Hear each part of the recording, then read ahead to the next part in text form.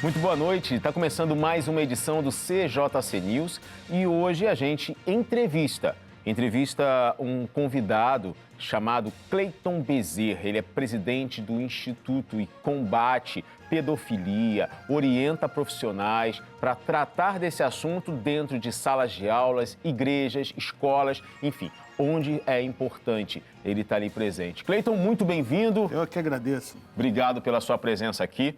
Esse é um assunto extremamente importante porque nós temos visto um número cada vez mais significativo de crianças abusadas sexualmente, crianças que são vítimas e o pior, que 90% dos agressores, dos abusadores estão dentro da própria casa ou fazem parte da própria família. Isso daí grita nos nossos olhos e eu imagino, a gente quando vê essas notícias na internet, na TV, a gente já se choca. O seu trabalho que vem enfrentando isso, combatendo isso, eu não sei como é que você consegue botar a cabeça no travesseiro e dormir tranquilo, porque é cada realidade que você deve enfrentar, hein? É só Deus mesmo para nos ajudar.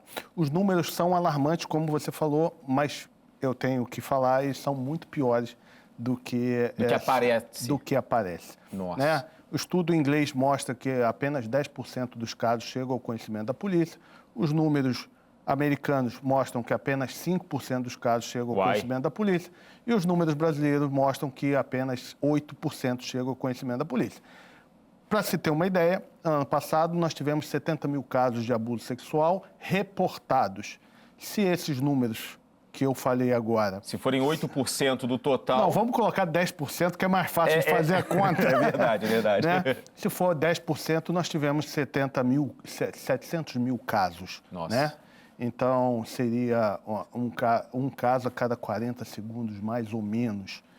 É muita coisa. 70 mil casos... 700 mil casos, a gente percebe 700 mil adultos se chegarem à fase adulta, porque muitas vezes são vítimas não só do abuso sexual, mas são vítimas fatais, né? São 700 mil adultos com complexos, com traumas, e que vão gerar 700 mil famílias também com problemas. Né? Vamos acompanhar um pouco esse trabalho, esse assunto na reportagem. O combate ao abuso sexual infantil segue como um desafio crucial, especialmente no contexto digital, onde o crime cresce rapidamente. Para enfrentar essa realidade, a ONG Instituto Federal Kids, fundada em 2018 e vinculada aos delegados federais do Estado, atua com foco na prevenção e conscientização da sociedade sobre a proteção das crianças e adolescentes. A ONG organiza ações voltadas às famílias, como corridas para pais e filhos, que incentivam o diálogo sobre a importância de identificar e prevenir situações de risco. Com o dado alarmante de que, em mais de 90% dos casos, o agressor é uma pessoa próxima da vítima, o Federal Kids procura alertar a população sobre os sinais de abuso e os cuidados a serem tomados, tanto no ambiente familiar quanto digital. Além disso, a organização capacita profissionais da saúde, educação e assistência social, oferecendo treinamentos gratuitos para melhorar o entendimento e a intervenção nesses casos. Produzem também livros e materiais informativos para esclarecer os perigos da internet e auxiliar pais e educadores na proteção contra crimes sexuais. Iniciativas como essa são essenciais para fortalecer a rede de prevenção e apoio em torno das crianças e adolescentes, promovendo um ambiente mais seguro para o seu desenvolvimento. Instituto Federal Kids, o Cleiton é um dos responsáveis, né? São delegados que estão envolvidos com essa missão e eu considero uma baita missão, porque, como você falou, 8% dos casos brasileiros são reportados à justiça ou à polícia, né? E então é quase que uma luta interminável que vocês enfrentam. E esse é um grande problema, porque as pessoas não querem falar sobre isso. Foi mostrado na reportagem uma parte do Instituto Federal Kids, que é a Corrida Federal Kids. A Corrida Federal Kids, ela nasce justamente para a gente chamar a atenção desse problema, mas o que a gente mais quer trabalhar é a capacitação. Capacitação em escolas, capacitação de professores, capacitação nas igrejas. A gente tem feito um trabalho muito grande de igrejas, porque o Ministério Infantil, ele reúne muitas crianças. E escolas e igrejas possui dentro da nossa legislação uma responsabilidade muito grande. Esse trabalho ele começa lá em 2013, né, como um projeto e depois, como a própria a reportagem mostrou, é formalizado o Instituto em 2018, mas o nosso trabalho começa bastante... 5 anos antes. 5 anos antes, inclusive com um trabalho em Brasília, Arildo Xavier, um grande amigo, um grande parceiro, um grande colaborador, que nos ajudou muito nesse caminhar. Mas começou em 2013, por quem? Como é que foi assim, um insight para iniciar um trabalho desse? Eu trabalho, eu sou delegado de Polícia Federal, né, trabalhava em 2009 no combate ao crime cibernético, hacker, cracker, invasão, Sim. todas aquelas coisas. E em 2013 eu sou transferido para a pedofilia, do combate à pedofilia. E aí, quando eu começo a estudar os casos, eu me deparo com esse número. Apenas 10% dos casos chegam ao conhecimento da polícia. Como é que foi para o senhor mudar de uma área para uma outra? O senhor tem filhos? Tenho Quantos filhos? 2 filhos? 2 filhos. Já são maiores? Não, já são... meu filho nessa época tinha 4 anos de idade. 4 anos. Agora ele está com 17. Então, já está chegando na maioridade. A questão é, com 4 anos de idade, o senhor vê ali aqueles casos que o senhor já sabia, o senhor já trabalhava com segurança e tudo mais, mas é diferente quando o senhor está atuando ali, que o senhor precisa acompanhar de perto e ver cada episódio. Como é que foi? É muito difícil. Inclusive, um dos trabalhos que a gente tenta implementar é proteger quem protege, né? Quem trabalha com esses casos, policiais, assistentes sociais, conselheiros tutelares, médicos, pode sofrer de uma doença chamada síndrome vicário, que você começa a sentir em você o sofrimento que a pessoa que você está acolhendo. Então, você tem sudorese, taquicardia, insônia, depressão. Então, é muito complicado. Na Polícia Federal e na grande maioria das polícias, você passa um determinado tempo, 1 ano, 1 ano e meio no máximo, o que é muito ruim. É bom para a saúde do policial, o profissional, mas é muito ruim porque você tá aprendendo, né, a investigação, você está dominando a investigação. Lidando com aquela realidade. E você tem que sair. É afastado. Então, você perde ali, a investigação perde, a investigação como um todo. Mas esse é o trabalho e você tem que preservar a pessoa, né? E por isso que nós optamos por trabalhar não no combate, mas sim na prevenção. Então, a gente faz o trabalho com o público geral, de pais, né? Então, é uma linguagem, com o público do Sistema de Garantia de Direito, professores, médicos, assistentes sociais, etc., que é uma outra linguagem. A gente também trabalha com os adolescentes, que é uma outra linguagem, e com criança, né? A criança, justamente, foi mostrado ali materiais, que são os nossos livros, onde a gente tem histórias, e dentro dessa história você tem ali, né, alguma coisa que vai falar sobre sinais, sobre os perigos, no caso da internet, da extorsão sexual, do estupro virtual, os sinais e sintomas de uma criança abusada sexualmente. Então, isso mostra o trabalho que a gente precisa fazer dentro do Instituto. Esse aqui é um dos livros, né? Esse é um dos livros. Olho no comportamento por sinais de abuso sexual em crianças. Esse aqui é voltado para... Aí é voltado para o professor. Ele tem uma professor e para o responsável. Ele tem uma parte de texto, né? Onde você vai ter o conhecimento e depois tem uma história para você contar para o seu filho ou para o seu aluno. Né? Porque está no mesmo material para os dois públicos, só que é uma orientação guiada, né? E nós temos o livro para o profissional, que são livros mais acadêmicos, né? E nós temos o livro para a criança, que aí é só uma história. Não tem o texto, aí é só uma história. Aí veio uma coisa na minha cabeça.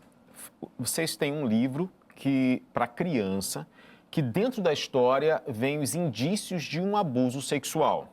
Muito suavemente. Muito suave. Mas eu acredito que quando esse livro foi lançado, algumas críticas podem ter surgido justamente por trazer esse assunto para a criança.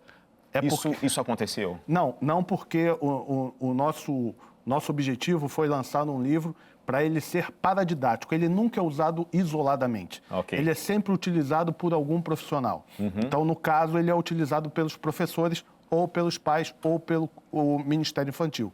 Então, ali vai ter um adulto que vai Guiar, né? já capacitado, vai fazer um estudo dirigido de uma história. Certo. Né? Uma história muito leve quando a idade é de 6 anos, 7 anos, e uma história um pouco mais esclarecedora, um pouco mais direta, quando a criança tem ali 10, 11, 12 anos. Ok. Né? Então, ele é dirigido, ele não é... Se você for procurar numa livraria, ele Não vai encontrar. não vai encontrá-lo.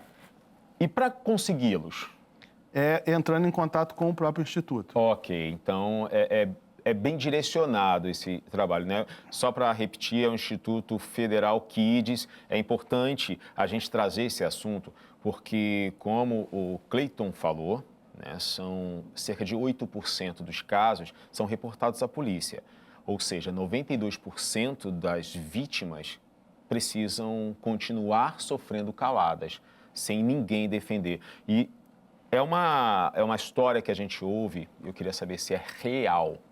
Quando a criança ela consegue tomar uma iniciativa de contar para a mãe, nem sempre a mãe é essa acolhedora que vai acreditar. Já acontecem casos assim? E dentro da nossa sistemática, a primeira coisa que a gente faz com o público geral é retirar mitos que existem sobre a pedofilia. Porque as pessoas... Quais deles vocês São marcam? vários, né? Existe um livro da Christiane Sanderson, que é uma autora inglesa, que ela coloca mais de 40 mitos, né? Então, por exemplo, todo abusador já foi abusado, isso é um mito, isso daí tem um estudo que mostra que isso não acontece. Não é real. Não é real, não é real. Também não é real que aquele que foi abusado na infância se torne um abusador quando adulto. Exatamente. Né? Ok. Então, você tem... O abuso só acontece com estranhos, e aí os estudos mostram que em 95% dos casos é alguém da família, é alguém muito próximo da família. Você sabe proteger o seu filho e nunca dá poder ao abusador. Existem frases que você coloca no seu dia a dia e que você acaba dando poder ao abusador. Por exemplo, a mãe que deixa o filho numa vizinha. Certo. Aquele famoso toma-se conta de crianças, que a gente... É muito conhecido isso. Muito conhecido. Toma-se conta de criança. A mãe precisa trabalhar, não tem com quem deixar o filho e deixa com uma vizinha. Quando você deixa o seu filho lá e fala para o seu filho assim, olha, eu estou indo trabalhar, quando eu voltar não quero ouvir um pio, não quero ouvir uma reclamação. Você está dando poder ao abusador. É verdade. Né? Por quê?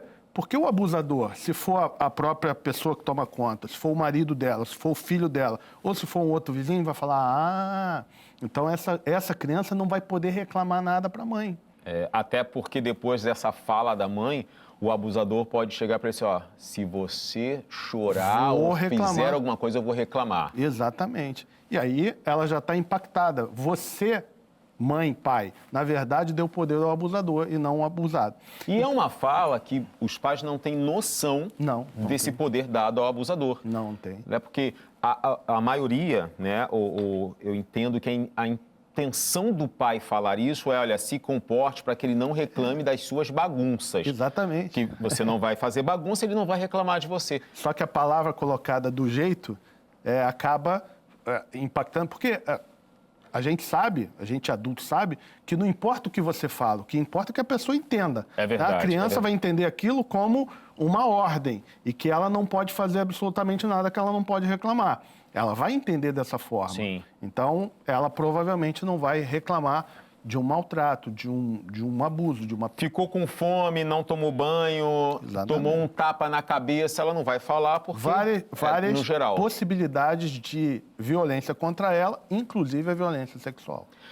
O que a gente pondera aqui é as palavras que o adulto usa, ela precisa ser muito bem explicada para a criança.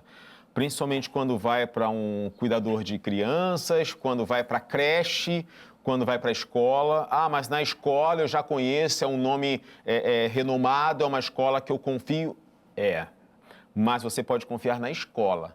Você não sabe todos os funcionários que trabalham naquela escola. Inclusive, hoje, a partir de janeiro desse ano, nós temos uma lei, que é a 14.811, que obriga, né, que todos os servidores da escola sejam capacitados, tenham uma educação continuada no combate e na prevenção ao abuso sexual. Também essa mesma lei obriga as escolas e similares, e aí eu coloco o Ministério Infantil, a ter certidões de antecedentes criminais de todos os seus colaboradores. É um primeiro passo? É um primeiro passo. Resolve tudo? Não, não resolve tudo. Mas você já começa a inibir. É um passo, né? Por quê? O abusador, ele não tem um perfil, ele tem característica. Qual é a característica do abusador? Ele tem uma vida dupla. Ele ama a criança. Para a sociedade em geral, ele adora a criança. Então, é aquela pessoa que tem maior paciência com criança, ela quer ficar muito perto da criança e ela é voluntária para todos os atos de criança. Então, ela vai ser voluntária para o Ministério Infantil, ela vai ser voluntária para a escolinha de futebol, ela vai ser voluntária para o grupo de jovens. Mesmo que não entenda nada, ela só quer estar perto das crianças. Ela quer estar perto para poder fazer algum tipo de coisa. E ela consegue agradar as crianças, né? Elas conseguem lubridiá-las, sim, né? Sim, e ter tempo. O abusador, ele não faz nada.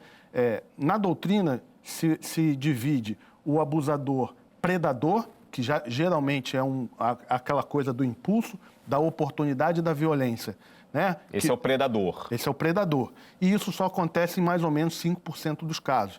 Então, todo mundo tem medo daquele abuso de a criança estar passando, vem um carro, pega, coloca, abusa, mata e etc. Está passando perto de um terreno baldio e ali ela é arrastada para dentro do terreno baldio. Vai ter um abusador que vai sair e vai violentá-la.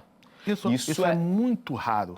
Acontece, mas é pouco. É pouco. A grande maioria dos abusos, em mais de 90% dos casos, é uma coisa premeditada, trabalhada, conquistada. Ou seja, o cara não tem pressa. Não tem pressa. Por quê? Porque ele está num ambiente muito confortável. Ele tem aquela criança ali, vamos supor, na escola todos os dias. Ela tem um ambiente ali na igreja todo domingo, né? Nos passeios, na escolinha toda terça e quinta tem o futebol. Então ele está ali e ele pode ir fazendo o quê? Ele pode ir obtendo informações que vai utilizar. Então, se a família é desestruturada, se a criança mente, e isso é importante para ele, porque se ele abusar e a criança contar, ninguém vai acreditar, porque ela já é mentirosa. Já encobre. Já, então tem várias coisas que ele vai utilizando. E, hoje em dia, tá, o abusador ele se utiliza das ferramentas, da rede social e da internet. Né? Então, antes, o abusador, para chegar perto de uma criança, ele precisava ir para a porta de um colégio, agora ele não precisa mais. Né? Ele pode simplesmente criar um perfil falso, perfil fake, que todo mundo sabe o que é. Sim. Né? E ele vai aparecer ali com uma cara de um menino de 10 anos, de uma menina de 10 anos. E aí vai enganar. E aí ele vai entrar num jogo eletrônico, por exemplo, numa rede social, e ali ele vai conseguir. Então, eu sempre conto uma historinha boba, mas é rápida. Diga. Né? Então, imagina o abusador. Ele entra para jogar um joguinho com 5 crianças. O Guinho, Zezinho, Luizinho, né? A Mariazinha, dá 8 horas da noite, ela fala assim, gente, eu só posso jogar até as 10 horas, porque meu pai aqui não deixa eu jogar depois das 10. Aí ele já anota lá, a Mariazinha tem pai e só pode jogar até as 10. Aí o Joãozinho fala assim, 11 horas eu vou desligar o computador porque minha mãe manda eu desligar. Ela bota assim, o Joãozinho tem mãe, não sei se tem pai, que ele não falou. É verdade. Né? Mas às 11 horas. Quando dá 2 horas da manhã, ele está jogando com 3 crianças ali, o Guinho, Zezinho e o Luizinho. Dessas 5 que eu falei, quem você acha que ele vai abusar? Da Mariazinha, que tem regra dentro de casa, que tem acompanhamento dentro de casa, do Joãozinho, que às 11 horas tem que desligar, ou de uma criança que ficou até as 2 horas da manhã na internet. Ou seja, 2 horas da manhã não tem coordenação, não tem supervisão, não tem responsável. É o mito. E esse é mais um mito. Se o meu filho está dentro de casa, ele está protegido. Não. Teu filho pode estar dentro da tua casa, pode estar do teu lado, pode estar com o smartphone, só que ele vai estar num outro mundo, que é o mundo virtual. Total. E aí se não tiver um cuidado redobrado, os prejuízos são piores. Qual a média de vítimas por abusador? cada abusador tem, em média, 237 vítimas. Que isso? Isso foi um estudo feito em 1987 por pesquisadores americanos, liderados por um médico chamado Jim Abel, e mostrou que esse era o número, 237. Uma outra médica, uma outra psicóloga, e esse trabalho foi feito com presidiários condenados por abuso sexual. Não foi aleatório, não foi com suspeita, não foi com nada. Não foi uma pesquisa de rua? Não foi uma pesquisa de rua. Foi uma pesquisa feita dentro dos presídios americanos com presidiários condenados por abuso sexual. Né? 237 vítimas por abusador. Uma outra psicóloga fez um estudo semelhante e chegou a algo em torno de 175 vítimas. Ou seja, é um número muito grande, não é um número pequeno. Se a gente pensar, é um abusador, é uma vítima, não. Um por um já é um prejuízo gritante. Já é muito Agora, grande. Para 200 e tantas crianças. E esse estudo foi feito em 1987. É isso que eu ia comentar, porque com a chegada da internet, a tecnologia chegando na década de 90, a internet explodindo no ano 2000 e agora praticamente todas as crianças já pegam o celular e vão para Roblox e outros aplicativos de jogos, onde tem participações online. E como a gente falou no bloco anterior, no finalzinho, o senhor estava trazendo a questão do pedófilo, né, do agressor, ele se camuflar pelas redes sociais, aí as consequências e as vítimas podem surpreender esses números. Muito grande, olha só. Imagina você, né? Você está em casa, de repente chega o teu filho com uma bola. Uhum. O normal é o pai e a mãe perguntar, quem te deu essa bola? Sim. O teu filho chega em casa com uma bicicleta. Quem te deu essa bicicleta? Ah, foi fulano. Por que ele te deu essa bicicleta? Exatamente. Deixa eu ir lá para eu conversar o que aconteceu.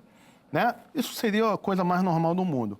O seu filho pode estar recebendo presentes de um abusador na internet. Por quê? Porque ele está jogando.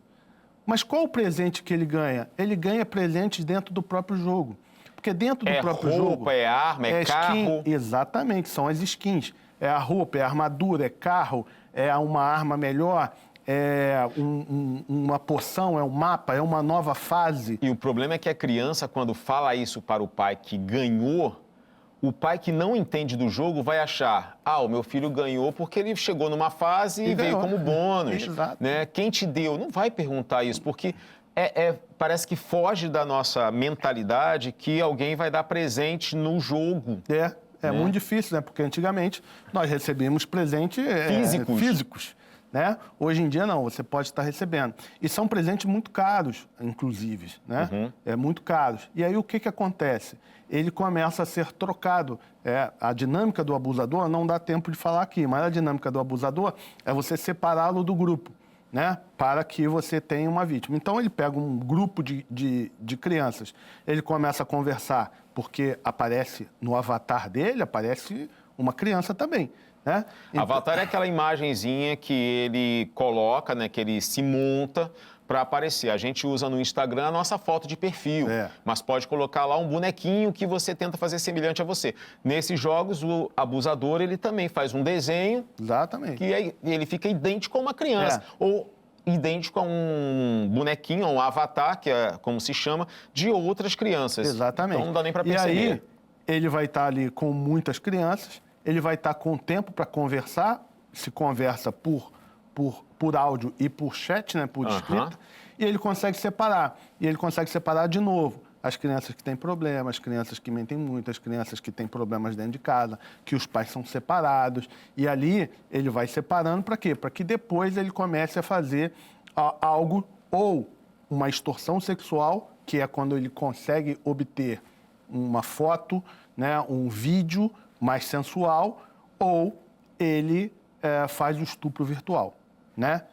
Ou ele pode até se encontrar no mundo real, que já seria um outro modus operandi. Mas dentro da internet, ele tem a extorsão sexual, que seria isso. Eu quero mais vídeos, eu quero mais fotos. Por quê? Porque ele quer usar isso daí como moeda de troca. só para o pessoal entender, a extorsão do adulto, do homem adulto. É uma menina, uma pessoa que se finge uma menina e depois, um dia depois da conversa entre eles, liga um advogado e fala, aquela menina que você estava conversando, ela é menor de idade, a gente vai para a delegacia, a gente vai te denunciar por pedofilia, mas se você me der R$5.000, R$10.000, eu falo aqui com a família, eu falo aqui com o delegado e tudo acaba. E aí o adulto vai e paga. Essa é a extorsão sexual do homem adulto. Da mulher adulta, a mesma coisa. Aquela conversa, ela acaba mandando alguma foto, algum nude, eu conheço a tua família, eu conheço a tua igreja, eu conheço o teu trabalho, se você não me der dinheiro, eu vou mandar as fotos para o teu trabalho. E aí ela vai e acaba pagando. Isso é extorsão da mulher adulta. Mas a criança não tem dinheiro. Exatamente. Então, o que o abusador quer da criança? Mais vídeos e mais fotos, para que essas fotos sejam vendidas ou trocadas num mercado paralelo, que é o mercado da pedofilia. É um mercado grande? Bom, estima-se, cada hora muda, porque é muito difícil isso daí. Mensurar isso tudo, né? Mensurar isso tudo. Tem um estudo feito pela PUC do Paraná que estimava esse mercado em 20 bilhões de dólares, tá? Aqui no Brasil. Estima-se que o custo da violência no mundo, isso é um estudo da ONU, da Unicef, da ONU, né? Da Unicef, algo em torno de 7 trilhões anuais, né? Em matéria da violência contra a criança como um todo, inclusive aí a coisa. Nós estamos falando de muito dinheiro. Isso supera PIBs de muitos países. Muitos. Então, a gente está falando de muito dinheiro e aí, cada dia vem uma coisa nova. Então, por exemplo, agora nós temos a inteligência artificial. E aí, a gente tem dado palestras em escolas mostrando para o adolescente que ele pode ser vítima, mas ele também pode ser criminoso. Porque a brincadeira de você pegar a foto da tua amiguinha, tirar a roupa dela e colocá-la numa pose sensual, ela está sendo vítima, adolescente vítima, mas você, como adolescente, você está sendo criminoso. Né? E você vai pagar por isso em responder descoberta. em lei, né? Vai responder em lei. Né? Ok. Isso é uma das coisas que, quando a IA começou a ganhar espaço, a gente falou muito aqui no jornal, justamente por conta dessa maldade que algumas pessoas têm, né? E depois de extorquir, de subornar, né? De apelar para o outro, dar algum dinheiro para que aquela foto não seja divulgada. Agora, quais são os indícios que vocês compartilham com professores, até com professores de ministério infantil das igrejas, que eles podem ficar atentos quando uma criança estiver sendo lubridiada por algum agressor ou talvez até já tenha sido vítima? O principal é a mudança de comportamento. É o principal. Né? A criança que gostava muito de ir para a igreja, de ir para a escola, agora não quer ir mais. Cantava, agora não canta mais. Gostava de brincar, agora não brinca mais. Né? Tem sintomas físicos, né? Ela fica deprimida, ela chora muito, ela não quer comer, né? Ela tem um sono perturbador, né? Muito perturbado durante o seu sono. Ela tem problemas, né, de convivência, ela começa a ser mais violenta, ela tem um vocabulário diferente, né? Então, por exemplo, todo mundo sabe os nomes populares que se dá ao pênis, à vagina, ao ânus, todo mundo sabe os nomes populares. Mas para a criança, ela não fala esses nomes. Sim. Né? Erradamente, depois a gente fala sobre isso, erradamente as famílias não ensinam, né? Mas ela não fala esses nomes, ela fala nomes, apelidos, Pipiu, Pepeca, Pintinho, etc., né? Quando ela começa a falar aqueles nomes cabeludos, né, que são os nomes populares, grosseiros, se ela não está sendo ensinada no colégio esse nome, se ela não está sendo ensinada na casa, ela está aprendendo em algum lugar. Né? Então, você precisa ter essa sensibilidade. Por isso que a gente escolheu trabalhar com os professores, trabalhar com o Ministério Infantil. Porque o professor ele fica 200 dias com essa criança na sala de aula. 4 horas por dia, 4, geralmente. 5 horas por dia. Então, ele consegue ver a mudança do comportamento. Sim. Né? O Ministério Infantil, ela passa ali o domingo inteiro, vários domingos, durante vários vários anos, então ela consegue ver a mudança de comportamento, e isso é importante, né? Para que a gente possa identificar e no começo. Então, porque pode estar... existe uma escala também de violência. Sim. E muitas vezes, apesar de ser violência, né? Apesar de ser uma coisa grave, ainda não houve, por exemplo, a penetração, ainda certo. não houve o estupro. Né? Houve a violência, né? De novo, houve a violência.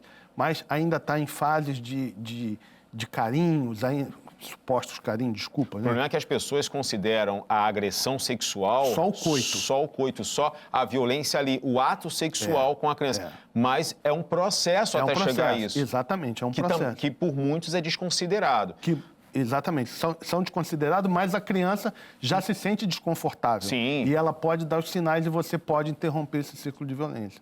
Quando eu falei a história da mãe que não acredita na filha, principalmente quando o caso é o avô é o agressor, o padrasto é o agressor, o tio é o agressor, o irmão da mãe é o agressor, e aí a mãe ouve, você está inventando história, se continuar falando essa mentira, vai apanhar. Então, isso é muito importante. A gente tem que lembrar como é que funciona o nosso cérebro. Lembra dos mitos que a gente estava falando? Sim. Um dos mitos que a gente gosta de falar e precisa retirar da cabeça das pessoas é que o abusador, ele é doente, o abusador, ele é louco, o abusador, ele é um monstro. Quando você vai falando isso, nosso cérebro, ele trabalha por comparações. Né? Então, quando eu falo para você, pensa num africano, você vai pensar, na grande maioria das vezes, num homem preto. Quando eu falo assim, pensa num alemão, na grande maioria você vai falar assim, um homem branco. Mas existe africano branco e existe alemão preto. Existe, mas o teu cérebro já está lá, guardadinho. Já é condicionado a isso. Já condicionado que o alemão é aquele cara loiro, branco, com a bochecha rosada. É como a gente vê, qualquer pessoa com o olhinho mais fechadinho, japonês, chinês. Às vezes não, às vezes não tem nada a ver. Exatamente. Mas você já fica com aquilo dali guardado na cabeça. Sim. E você já tem também, dentro da sua cabeça, o louco, o doente. O monstro. O monstro. Tem lá guardado na tua cabeça. O que é? Quando o seu filho vem para você, quando a sua filha vem para você e fala assim, tio fulano passou a mão em mim, tia fulana passou a mão em mim. O teu cérebro, em milésimos de segundo, vai pegar aquela figura que você está falando com o louco, com o doente, com o monstro. E o cérebro não vai bater. E o cérebro vai falar para você, tem alguma coisa errada. Isso daqui que ela está falando não é isso daqui. Não condiz. Não condiz. Até porque essa pessoa a trata tão bem. Está lá na tua casa. E é um padrão, tá lá como na tua você casa. falou. Que... É um profissional, passa o Natal na tua casa, final de semana, churrasquinho. Trata bem todas as crianças. Trata bem todas as crianças. Então, o teu cérebro vai falar assim, cara, não está batendo. Se não está batendo, o que é para você? Uma mentira. Uma mentira. E isso é em milésimo de segundo. E em milésimo de segundo você pode virar para o teu filho e falar, isso daí é uma mentira, para de inventar. Né? Então, isso daí acaba fechando as portas do teu filho, até porque a criança, às vezes, fala só um pedacinho, não fala tudo, né? Para conhecer o terreno, né? Para fazer um teste, e aí aquilo dali vai bloqueá-lo para o resto da vida. Até porque o agressor já falou, se você contar, ninguém vai acreditar. Já coloca a culpa na criança. E então, aí ele já... A de... criança... Gente, é incrível, né? Porque a criança, ela consegue já articular algumas coisas. Sim, a gente claro. pensa que não, mas se ele fala que não vão acreditar e ela conta um pedacinho da história e não acredita, assim, realmente, não adianta eu falar nada para ninguém. Não acredita, realmente não acredita. E aí, mais um mito que a gente tem que trabalhar. Quer ver outro mito? As meninas são muito mais abusadas do que os meninos. É um mito isso? Então, por que ele é um mito? O dia a dia de um policial mostra, na parte da internet, mostra que o abuso ele é tanto de homem quanto de mulher. Mas você vai olhar nas estatísticas, as estatísticas vão dar 70% mulheres, meninas, 30% homens. 80% meninas, 20% homens. Né? A estatística está lá muito clara. Mas vamos pensar direito. Se um menino de 13 anos de idade for abusado por uma mulher, ele vai achar que isso é abuso ou ele vai achar que é o início da vida sexual dele? Que ainda vai compartilhar com os colegas e vai dizer que ele é o mandante do negócio. É o bonzão. Sim. Né? Ele é o bonzão. Né? De agressão e de violência sexual passa a ser, para ele, uma conquista. Uma conquista. Entendi. Tem um slide que eu sempre coloco na minha coisa, que é uma professora americana que engravidou de um menino de 13 anos e foi condenada à prisão. E nos comentários, ela é muito bonita, aparece a foto dela, é uma mulher muito bonita. E aí aparece nos comentários, que nada, abusa de mim também, vou me matricular junto com meu filho, etc. E ali zombando de uma coisa que era crime. Que é crime, né? Que é muito... A gente tem que lembrar que abaixo de 14 anos no Brasil, abaixo de 14 anos, isso é estupro de vulnerável, artigo 217A do Código Penal. Não tem jeito, isso tem súmula do STF. Sim. Não tem jeito. Abaixo de 14 anos é estupro de vulnerável. E se coloca lá que ele vai se matricular também. Agora inverte. Imagina esse menino abusado por um homem. Ele conta ou não conta? Fica bem mais difícil, né? Ele não então, conta. Por isso que os índices... Ele não conta, né? Porque ele vai ser marcado como o estuprado, né? E todos os outros codinomes que vai ser colocado. Então, ele não quer ficar marcado com aquilo. Então, ele não conta. Então, esses 30% que aparece na estatística... Parece uma grande ilusão. É muito mais. É muito mais. Esse estudo do Gene Abel, esse estudo de 1987, tá? Ele mostra que se os abusadores, 237, lembra do número? 237. Se o abusador for exclusivamente de meninas, a média era 20. Se ele fosse exclusivo, de meninas era 20. Se o abusador fosse exclusivo de meninos, era 150. Nossa. A diferença é muito grande. Isso está documentado. Isso é uma questão que o abusador usa como segurança para ele mesmo, né? Que o menino não vai falar. Exatamente. Nossa, exatamente. Que crueldade na mente dessas pessoas. Exatamente. E aí a gente se depara com isso dentro da escola, dentro do Ministério Infantil. Qual é a procedência? Você já pontuou algumas mudanças de comportamento, né? É válido chegar para o pai e falar assim, olha, tem alguma coisa, eu quero conversar com você sobre alguma coisa. Como é que ele deve agir para também não assustar os pais? Então, não é fácil. Existem alguns procedimentos. Então, existe a lei da escuta protegida, uma lei de 2017, onde os órgãos têm que estar preparados para ter uma conversa melhor com a criança. Então, os policiais, o Conselho Tutelar, o CRAS, o CREAS, ter capacidade de entrevistar melhor uma criança. E nós temos que lembrar, tá?